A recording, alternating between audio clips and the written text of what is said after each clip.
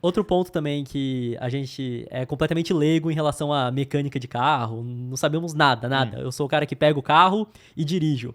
Pra esse cara, como que eu não me ferro indo numa oficina que o cara vai ser um malandro e vai cobrar 3 vezes mais? Bom, aí eu vou vender o meu peixe. Você leva o carro na nossa oficina na Auto Super lá. O meu problema é que você vai ter que esperar 3 meses, cara, que tem uma fila gigantesca lá. Isso que é aberta ao público. Que é aberto ao público, tá? Porque assim, justamente, como a gente criou uma oficina para quem gosta de carro. Então, a primeira coisa que eu tenho na minha oficina é um atendimento de um cara que trabalha lá e gosta do que faz. Eu tenho um gerente de oficina que é muito bem remunerado para trabalhar com tesão, desculpa a palavra, mas ele gosta de estar ali, ele gosta de fazer aquilo e ele tem tempo para conversar com cada cliente. Então, assim, o meu ticket médio naquela oficina é alto por carro, tá? Beleza, posso não receber todos os golzinhos e todos os palhos, mas quem eu recebo muito bem. Então, eu prefiro colocar essa barra já de um bom atendimento e, cara, 100% honesto. Cada peça que é trocada do seu carro fica separada para você ver que peça que é e tudo mais. Agora, uma dica para você não ser passado para trás. Você tem uma boa, fácil, Felipe? Não, mas calma aí. Entrando nessa parte já de oficina que eu me interessei aqui, achei legal. Vocês já pensaram em expandir, ter mais lojas? Sim, ou até mesmo franquear? Sim. Então, mas a gente só vai fazer isso a partir do momento que o meu negócio estiver 100% redondo. E outra, franquia ainda é um grande problema, porque é o seguinte, hoje funciona porque a gente tem a nossa gestão aí. Por mais que você venda o seu plano de gestão, não necessariamente esse cara vai ter o mesmo plano de gestão que você tinha lá. Ele talvez, de repente, vai dar na telha dele fazer um negócio. E isso pode trazer esse negócio para um fracasso. Não tem mecânico no mercado. A gente tá desenvolvendo um outro negócio para formação de novos mecânicos. Legal não isso tem aí mecânico, também. cara. Não tem mecânico. Então, assim, a partir do momento que eu tiver um outro gerente de oficina tão bem qualificado quanto esse, beleza, eu pego esse daqui e falo, você vai ser formador de equipes em outras unidades. E acho que o ideal, então, é loja própria, porque, querendo ou não, tem o nome de vocês no negócio. Sim. Então, se o cara tem uma franquia e ele tá fazendo besteira, tá fazendo merda, vão vir, o Claro, saque vai ser vocês. A gente até futuramente pode ter, mas num outro molde, de repente de, sei lá, o gerente de oficina vai ser uma indicação nossa, entendeu? Sim. Tipo, vai ser um cara que já foi treinado dentro dos nossos moldes e ele pode tocar aquela oficina pro cara, entendeu? Não como só funcionário, mas como parte acionária do negócio. Então, assim, aí faz sentido. Eu acho que a maior dica que eu posso dar é o boca a boca. O boca a boca é o melhor que funciona de oficina. Então, assim, se você olha para uma oficina, você não sabe se você pode entrar nela ou não, né? Obviamente que a gente tem um poder aquisitivo diferente. Então, você vai ver uma oficina um pouco melhor. É igual o que eu falo. Você tem menos dinheiro, você come num restaurante mais simples. Você tem mais dinheiro, você come num restaurante mais legal. Você vai olhar para aquela oficina e vai falar, bom, eu posso pagar. Então, isso é um crivo financeiro. Mas o crivo que eu acho que funciona muito é o boca a boca. Hoje, obviamente que a gente tem todo o nosso braço de marketing, mas uma das coisas que mais funciona na nossa oficina é o cara que passou por lá e indica. Tanto é que a gente nem filma tanto na oficina. De novo, foi aquele negócio que eu falei. Porque eu já tenho uma fila, cara. Eu gerei uma demanda tão grande por conta da qualidade da própria oficina que eu não preciso fazer o marketing através da Auto Super. Eu até evito, porque daí eu gero uma frustração nos caras. Sim. Porque ele não vai conseguir marcar o horário ali. Exato. Então eu até evito de ficar mostrando muito no canal oficina, porque, cara, ótimo, o negócio lá anda sozinho. Só que eu tenho uma limitação de espaço agora. A sazonalidade Eu preciso aumentar. do negócio, a gente fala pro cara, ó, você precisa de uma revisão de final de ano, não venha marcado no final de ano. Não você vem em só dezembro. vai ter no outro ano. Você só vai fazer a sua revisão em janeiro, fevereiro, né?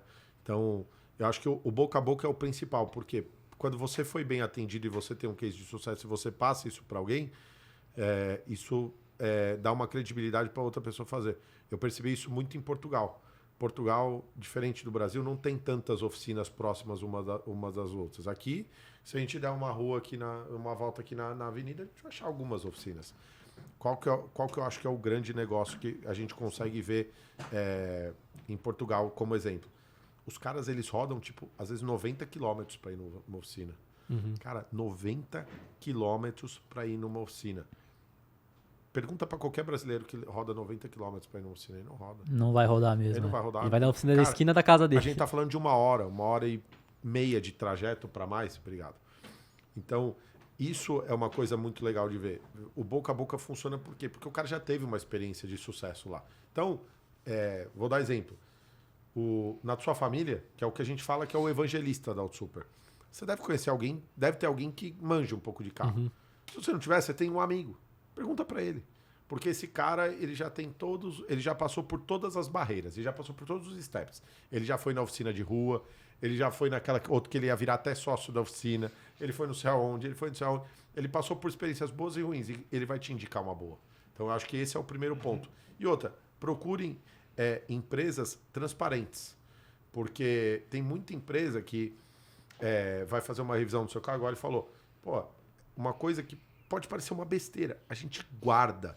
O cara chega lá, o Primão, que é o nosso gerente lá hoje, né, o principal, né, o nosso mecânico-chefe lá, você chega, ele tá lá, ou com as peças no porta-mala, inclusive para você levar embora, porque senão é muito fácil, ele pode pegar aquela bomba d'água usada, pô, mais um trouxa foi embora aí, pessoal. É sempre a mesma bomba d'água. Pega a mesma bomba d'água, O mesmo coloca no kit, ele porta-mala bota do lá. outro. Kit Então, assim, Jetta, kit BMW. e eu vou falar isso, como que eu descobri isso do Primão? Eu mando, onde eu faço manutenção do meu carro? Na minha oficina. Então, geralmente não dá pra fazer no galpão, que é o canal, do E eu carro espero. particular. E ele me bota na fila. Ele bota ainda na Ele fila. bota Você é na dono, fila. você é sócio da oficina, ele bota na fila. Cara, Aí bota na eu mando meu carro particular lá pra nossa oficina pra fazer uma visão. Aí eu chego lá pra buscar no dia, o Primão, vem aqui. Ó, tá aqui no porta-mala, ó, eu troquei isso, ó, tá vendo? Essa aqui tava ruim. Ele pega a mangueira lá, faz assim com a mangueira, mostra, ó, tá vendo? Tava ressecada, não sei o quê, babá. Então, ele fecha o porta-mala, eu falo, Primão, tira essa merda daí. Eu vou levar esse lixo pra minha casa, vou fazer o que com isso aqui? Pô, chegar lá em casa, a minha mulher me bate com isso aqui. Mas o que acontece? Isso mostra a idoneidade do cara. E eu descobri que a gente fazia isso na oficina porque eu fui cliente da minha oficina. Porque o nosso business hoje lá é administrado. A gente tem um outro sócio, né? Sou eu, o Lucas e mais um outro sócio, que é o Vitor. As pessoas E começam o Vitor como funcionários. Quem performa vira só O Vitor foi nosso Legal. primeiro funcionário. Estagiário. Ele foi estagiário. estagiário. E Até hoje, aqui- quando ele chega com um cigarrinho na orelha, eu falei, meu, a primeira coisa que faz, arranca esse cigarrinho da orelha, velho. Eu já fui em um evento do YouTube que eu conheci alguém que trabalha na Auto Super, deve ser sócio em 2018, eu acho. Não sei se era esse Vitor. Pode ser o Vitor. Talvez pode ser seja. o Vitor. Aham. É, Gordinho. um gordinho. É isso, é ele. é isso. 2000, Aí ele era 2018, no evento do Google. Ele era nosso funcionário e ele hoje é nosso sócio. Né? Hoje ele tem o maior salário dentro da Auto Super e Chegou a ganhar da mais parte do que dele. eu e o Felipe. Ele passou quase um ano ganhando mais que a gente, uma época. Porque ele era o cara que é responsável por trazer novos negócios, né? Entendi. Então o salário dele era flexível, porque ele tinha comissionamento. Então chegava num determinado mês, sei lá, fechava um patrocínio. Eu e ele tava short de grana, porque precisava ou comprar carro, ou fazer algum investimento, né? Ou pagar alguma outra conta que a gente tinha lá. E ele recebia a comissão dele. Aí quando chegava no final do mês, a gente não podia aumentar a nossa retirada, mas ele recebia a comissão. Tinha comissão. dele. Aham. Mas assim, ele trabalhou bastante, é mérito dele e tudo mais, e hoje ele é sócio nosso na oficina. A gente vendeu 33% do negócio para que ele cuidasse do business. Que quando o cara é dono, ele vai cuidar muito mais do que quando ele é só Claro, funcionário, não tem como. Exatamente. E cuidou muito bem, e hoje, assim, a meta agora é achar um outro galpão para a gente mudar. Né? Pelo menos dobrar o tamanho. Hoje a gente tem uns 380 metros, 400, a gente está procurando alguma coisa entre 700 e 800 metros. Né? Continuando com uma única oficina. Né? É. Então a gente vai aumentar a A oficina com a estrutura do mesma... canal, é isso. Não. Isso é da oficina. Tá, oficina. Manter, sem franquear ou abrir uma outra unidade, entendeu? Conseguir Dá o atender mais pessoas no mesmo no lugar. mesmo lugar, Entendi. sim. Legal. A ideia Pra é tentar essa. formar pessoas lá. Mas agora a gente já viu que a gente tá até fechando uma outra marca muito grande, inclusive, de formação de novos profissionais. Do cara entender que aquilo é uma carreira. É que não tem currículo. Hoje no mercado financeiro, o cara ele vai trabalhar, o que ele chega? Ele chega com o currículo dele, ele conta onde ele passou, os cursos que ele fez, E certo? tem várias certificações também no Isso. mercado para você conseguir Exato. exercer a função. Faz uma entrevista com um mecânico. Não é falando mal de vocês, mecânicos. Eu sei que não todos são assim, mas 99,9% é. Certo? Você é o 0,01% dessa conta. Então o que acontece? O cara chega lá, tá, legal, então vamos aqui fazer a entrevista. Tá? Você chega pro cara e fala, qual que é, né, a sua experiência? Porque não levou papel nenhum, você tem que perguntar. Né? Você não pode ler para depois perguntar. Aí ele, não, eu trabalhei com... Meu pai tinha uma oficina, eu trabalhei lá, tal, não sei o que. Tá, mas que curso que você fez? Não fiz nenhum. Eu trabalhei na oficina do meu pai lá. Né? Eu sei tirar motor, sei fazer isso, sei fazer blá, blá, blá.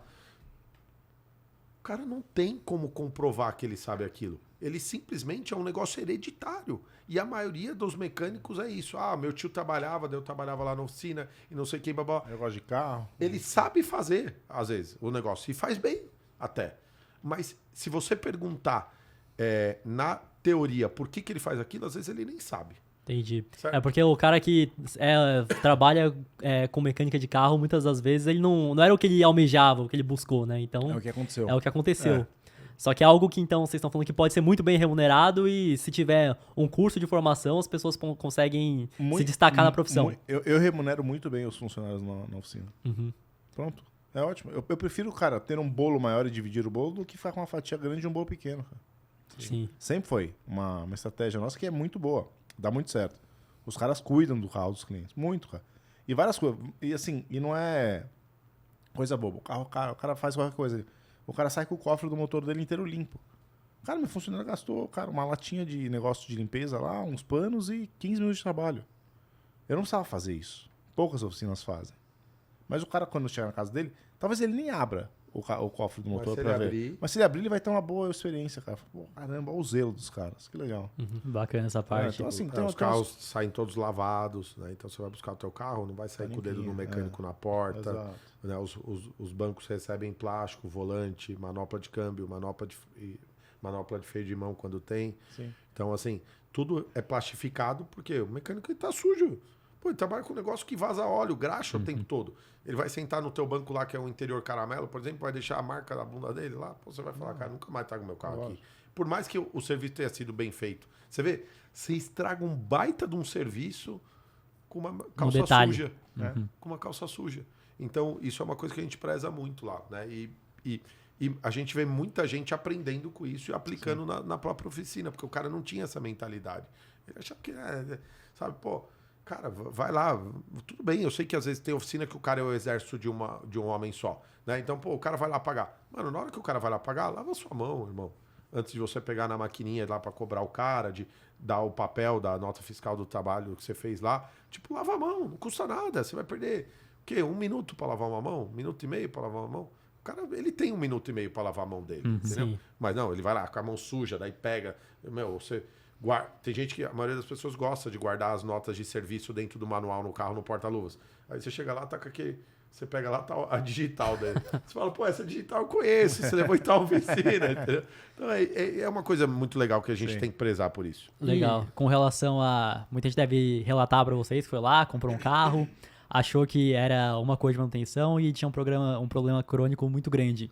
Quais são os principais carros que vocês veem hoje que... Não compra isso aqui, que é furada, vai dar algum problema que vai custar muito caro. E que muita gente tá comprando também. Primeira coisa, pré-compra. A gente faz lá. Então, você vai comprar um carro que você não conhece e você não pode atestar pelo carro, obviamente que se você estiver comprando um carro de 20 mil reais, talvez você não vai fazer uma pré-compra nele, porque financeiramente... Você vai gastar 20 mil reais pra deixar ele ok. Então, assim, mas vou dar um exemplo do caso mais constante que a gente tem lá, é Jetta e Tiguan. Tá até Tiguan, que eu vou falar porque essa eu peguei o orçamento na mão. O cara comprou uma Tiguan, tava em choque, porque ele comprou o carro, tinha uma OS de 18 mil reais, ele pagou 52 no carro. 18 mil reais, considere que é 18 mil reais se não der nada de errado no meio do caminho, se não achar mais nada. Então, qual que é a primeira coisa? Faça uma pré-compra. Então, a nossa oficina faz, outras oficinas por aí fazem também, certo? Nem vou falar, né, faz só na Auto Super, porque, cara, a gente jamais conseguiria atender o volume que existe por aí. Então, assim, procura uma oficina de renome perto da onde você mora, que vai fazer a pré-compra. A pré-compra não é uma garantia. O carro não vai dar problema? Vai. Não dá para saber. O que pode fazer através da pré-compra é diminuir o risco, que é igual ao investimento. Você vai ter um investimento com um risco menor. Né? Você vai gastar?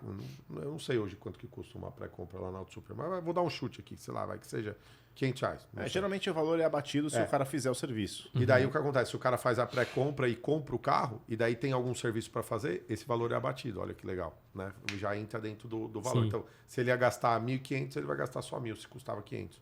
Então, eu acho que esse é o primeiro ponto.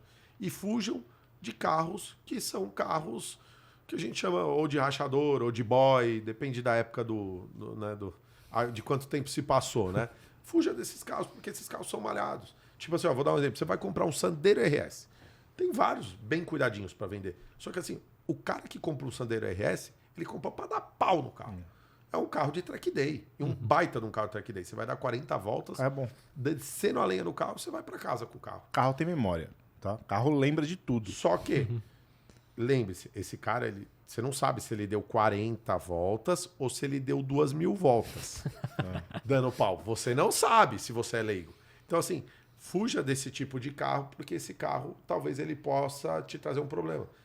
Outro carro que a galera gastou tubo de dinheiro, Civic SI.